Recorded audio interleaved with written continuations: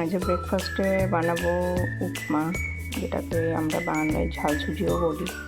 এখানে নিয়েছি সুজি, একটু বাদাম, আর এখান থেকে আলু গাজর একটু কুচিয়ে রেখেছি আমি। ক্যাপসিকামটা পরে দেবো, একটু পরে দেবো। আজকে সকাল থেকে হালকা রোদ উঠেছে, আজকে বৃষ্টি হয়নি। এখন সকালে হচ্ছিল, যখন আমি 7টার সময় উঠেছিলাম তখন বৃষ্টি পড়ছিল, এখন বন্ধ হয়েছে বৃষ্টিটা।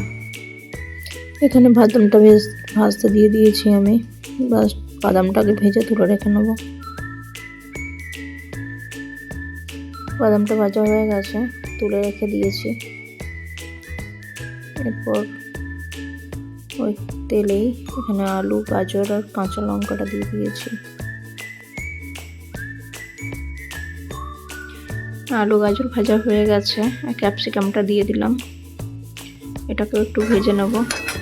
আমি সবজির সাথে নুনটা দিয়ে দিয়েছি, নুনটা আমি রেকর্ড করে নিই অ্যাকচুয়ালি। এই যে এখন সুজিটাও দিয়ে দিয়েছি, সুজিটা দিয়ে ভালো করে আগে নাড়িয়ে নেব, ভালো করে ভেজে নেব সুজিটাও। এরপর এখানে দিলাম বাদাম, কিশমিশ দিয়েছি, আর দেবো একটু গুড়ের পাউডার, চাকরি পাউডার দেবো, যেহেতু আনায়া খাই, চিনি দিই না, সেই জন্য এখানে আমি গুড় দিয়েছি। গুড়টা দিয়ে ভালো করে আগে নাড়িয়ে নেব।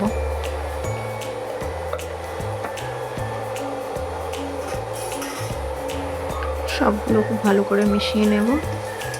এরপর দিয়ে দেবো জল।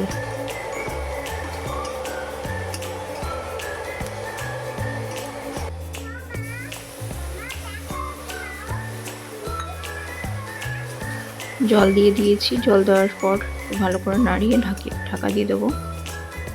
2 মিনিট পরে নামিয়ে নেব। এই যে এখানে রেডি হয়ে গেছে আমাদের ঝাল সুজি উপমা।